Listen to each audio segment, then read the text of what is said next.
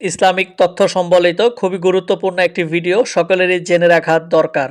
আল্লাহ শব্দ কুরআনে কতবার আছে? 2751 বার।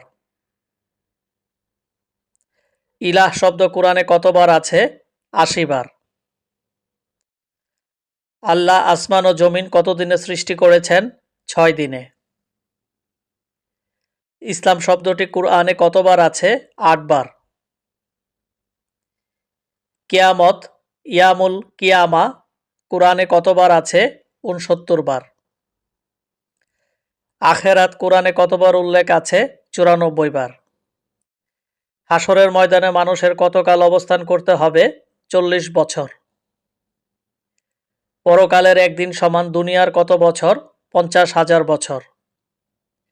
কুরআনে নামাজের কথা বলা আছে 82 বার। কুরআনে যাকাতের